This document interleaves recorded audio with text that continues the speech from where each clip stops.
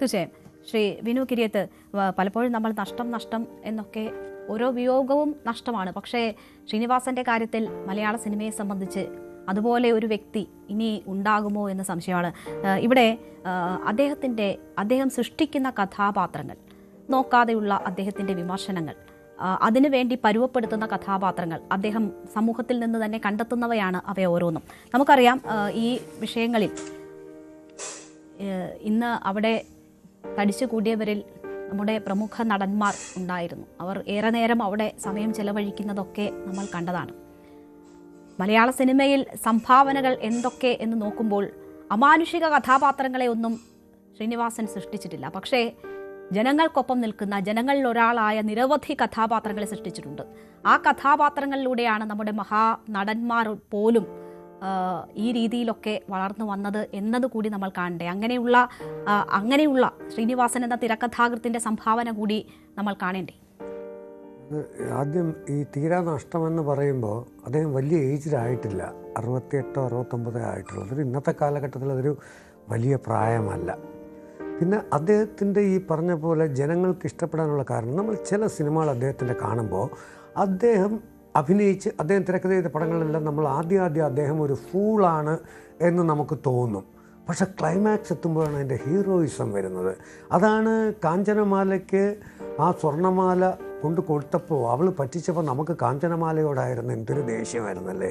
പക്ഷേ പെണ്ണിങ്ങനെയാണ് ചിലപ്പോൾ ചതിക്കുമെന്ന് മുൻകൂട്ടി കണ്ടുകൊണ്ടല്ലെങ്കിൽ ആ പ്രേമത്തിൻ്റെ ഇത് കൊണ്ട് അദ്ദേഹം മുക്കുപണ്ടമുണ്ടാക്കി കൊടുത്തത് ക്ലൈമാക്സ് വരെ നമ്മളത് പ്രതീക്ഷിക്കില്ല. അതാണ് ശ്രീനേട്ടൻ്റെ ഇൻ്റലിജൻസ് എന്ന് പറയുന്നത്. അപ്പോൾ അങ്ങനെ നിരവധി കഥാപാത്രങ്ങൾ അദ്ദേഹം സൃഷ്ടിച്ചിട്ടുണ്ട്. അത് ശരിക്കും പറഞ്ഞാൽ നമുക്ക് തിയേറ്ററിൽ കണ്ടുകൊണ്ടിരിക്കുമ്പോഴേ ആ ഒരു ഫീല് കിട്ടുള്ളൂ കേട്ടോ. അത് മുക്കുപണ്ടമല്ല എന്ന് പറയുന്ന ആ സീനിൽ നമ്മൾ പോലും അവിടെ കൈയടിക്കാൻ തോന്നിപ്പോകും. അതാണ് ശ്രീനേട്ടൻ. അപ്പോൾ അത്തരം ചിന്താശേഷി എന്ന് പറയുന്നത് ഒരു ലെജൻഡിൻ്റെ ഒരുപക്ഷെ ഞാൻ പറയട്ടെ, ഇപ്പോൾ എൻ്റെയൊക്കെ കൗമാരകാലത്തൊക്കെ ശ്രീനേട്ടൻ്റെ സിനിമകൾ തന്നെയാണ് ഞാനും രാജനുമൊക്കെ ഇൻസ്പയർ ചെയ്തതെന്ന് പറയാം. കാരണം പ്രിയദർശൻ ശ്രീനിവാസൻ അതൊരു പാറ്റേൺ ഓഫ് ഫിലിംസ് ആയിരുന്നു. ഓടരുതമ്മാവ ആളറിയാം, അക്കരെ നിന്നൊരു മാരനിലെ അറബിയൊക്കെ നമുക്ക് മറക്കാൻ പറ്റില്ല.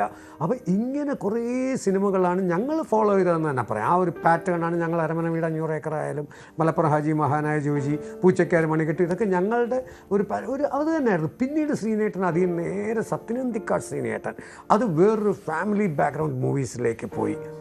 അതുപോലെ തന്നെയാണ് ശ്രീനിവാസൻ സ്വന്തമായി സംവിധാനം ചെയ്ത് വേറൊരു പാറ്റേൺ. ഇങ്ങനെ ഓരോ സംവിധായകനും ഇപ്പോൾ കമൽ ഞങ്ങൾ ചെയ്ത ആയുഷ്കാലം, അത് ശരിക്കും അന്ന് വളരെ വ്യത്യസ്തമായൊരു സബ്ജക്റ്റായിരുന്നു. ഇന്ത്യയിൽ ഹൃദയം മാറ്റിവെക്കാത്ത കാലത്താണ് ഞങ്ങൾ ആ പടം ചെയ്യുന്നത്. പക്ഷേ ശ്രീനേട്ടൻ നമുക്ക് ഭയങ്കര കോൺഫിഡൻസ് തന്നു, ഇത് കൊള്ളാം, ഇത് നമുക്ക് പിടിക്കാം.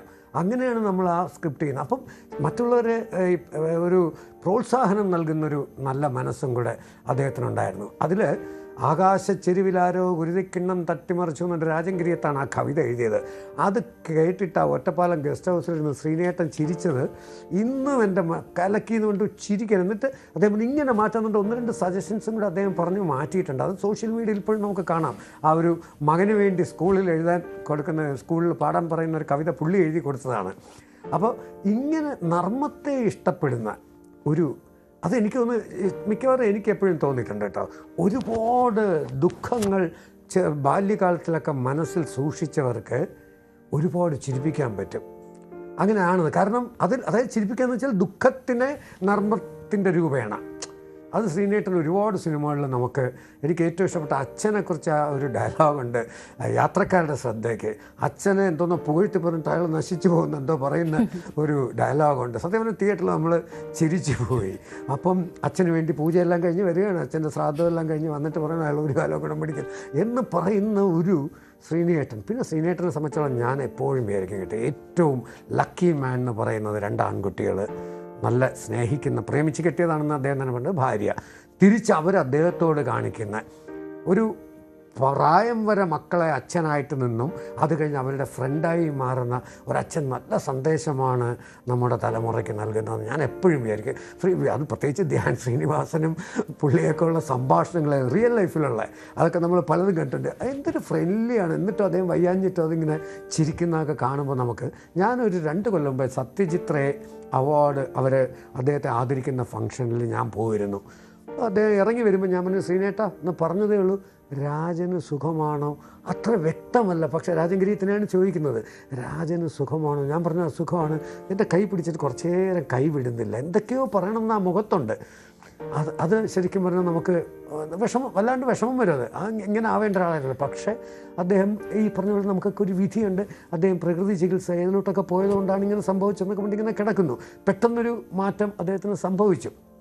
പിന്നെ ഇതെല്ലാം ഈശ്വര നിശ്ചയമാണ്, നമുക്കൊന്നും ചെയ്യാൻ പറ്റില്ലല്ലോ, അല്ലാതെ വിഷമമുണ്ട്. തീർച്ചയായും എല്ലാം ഒരു പൊട്ടിച്ചിരിയിൽ അവസാനിപ്പിക്കുകയാണ് ചെയ്യാറ്. അത് ആദ്യമായിട്ടാണ് ഇങ്ങനെയൊരു കരച്ചിലേക്ക് വഴിമാറുന്നത് എന്നതാണ് മഞ്ജു വാര്യർ അവരുടെ കുറിപ്പിൽ ഓർത്തത്. എല്ലാവർക്കും അങ്ങനെ ചിരിപ്പിച്ച ശ്രീനിയേട്ടനെ കുറിച്ചാണ് പറയാനുള്ളത് സുഹൃത്തുക്കൾക്ക് ഏറെയും. ഞാൻ താങ്കളിലേക്ക് തിരിച്ചെത്താം.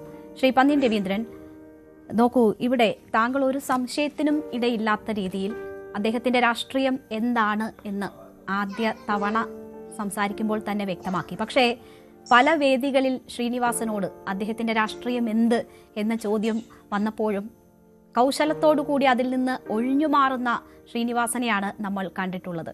ഒന്നുകിൽ അടുത്തുള്ള ചോദ്യം ചോദിക്കുന്ന ആളുകളിലേക്ക് ആ ക്വസ്റ്റ്യൻ പാസ് ചെയ്ത് അങ്ങനെ തമാശ പറഞ്ഞുകൊണ്ട് അതിൽ നിന്ന് ഒഴിഞ്ഞു മാറുന്ന ശ്രീനിവാസനെ കണ്ടിട്ടുണ്ട്. പക്ഷേ അദ്ദേഹത്തെ വീക്ഷിക്കുന്നവർക്ക് അദ്ദേഹം ഒരു ഇടത് സഹയാത്രികനായിരുന്നു എന്നത് ബോധ്യമുണ്ടായിട്ടുണ്ട്. പക്ഷേ അദ്ദേഹത്തിൻ്റെ സിനിമകളിലൂടെ അദ്ദേഹത്തിൻ്റെ പൊളിറ്റിക്കൽ സറ്റയർ എന്ന്, മലയാള സിനിമയിലെ പൊളിറ്റിക്കൽ സറ്റയർ എന്ന് പറയാൻ പറ്റുന്ന സിനിമകളിലൂടെ വളരെ നിശിതമായ വിമർശനങ്ങൾ അദ്ദേഹം നടത്തിയിട്ടുണ്ട്. അതിനുശേഷം അദ്ദേഹത്തെ വലത് നിരീക്ഷകനായി ചിത്രീകരിക്കുന്ന സാഹചര്യം വരെ പോലും ഉണ്ടായിട്ടുണ്ട്. പക്ഷേ അദ്ദേഹം മുഖം നോക്കാതെയുള്ള വിമർശനമാണ് നടത്തിയിട്ടുള്ളത്. ഞാൻ പ്രകാശൻ എന്ന ചിത്രത്തിൽ നേരത്തെ GP രാമചന്ദ്രൻ തന്നെ ചൂണ്ടിക്കാണിച്ചതുപോലെ സന്ദേശം എന്ന ചിത്രത്തിൽ തന്നെയും മറ്റ് രാഷ്ട്രീയ പാർട്ടികളും വിമർശന വിധേയമാകുന്ന ഒരു സാഹചര്യമുണ്ട്. അപ്പോൾ അദ്ദേഹത്തിൻ്റെ വിമർശനങ്ങൾ ആ രീതിയിൽ ഉൾക്കൊള്ളാൻ കഴിഞ്ഞിട്ടുണ്ടോ രാഷ്ട്രീയ പാർട്ടികൾക്ക്? ഈ ട്രേഡ് യൂണിയനിസം അദ്ദേഹം വിമർശന വിധേയമാക്കിയ ഒരു വിഷയമാണ്. ഇപ്പോഴും നമ്മുടെ സമൂഹത്ത്, പരിസരത്ത് നമ്മൾ കണ്ടുകൊണ്ടിരിക്കുകയല്ലേ? അദ്ദേഹത്തിൻ്റെ വിമർശനങ്ങളെ ഉൾക്കൊള്ളാൻ രാഷ്ട്രീയ പാർട്ടികൾക്ക് അതേ രീതിയിൽ കഴിഞ്ഞിട്ടുണ്ട്?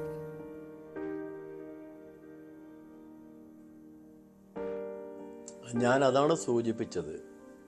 കാരണം ശ്രീനിവാസൻ്റെ മനസ്സിനകത്ത് നന്മയുടെ ചിന്തയാണുള്ളത്. നന്മ എന്ന് പറയുന്നത് മനുഷ്യൻ്റെ മാന്യമായ ജീവിതത്തിന് കൂടി പ്രധാനപ്പെട്ട ശക്തിയാണ്. ആ നന്മ ലഭിക്കുന്നതിന് വേണ്ടി തടസ്സമുണ്ടാകുന്ന വിധം പല സന്ദർഭങ്ങളും നമ്മുടെ നാട്ടിലുണ്ടായി. അതാണ് അദ്ദേഹത്തിൻ്റെ സിനിമകൾ പലപ്പോഴും ശരിക്കും കാണിക്കുന്നത്.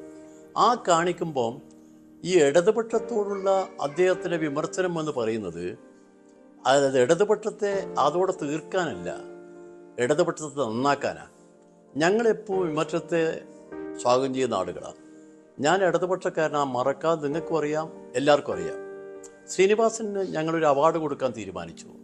തോപ്പിൽ ബാസി അവാർഡ് ഓരോ വർഷവും കൊടുക്കുന്ന അവാർഡാണ്. ആ അവാർഡ് സിനിമാ താരം എന്ന രീതിയിൽ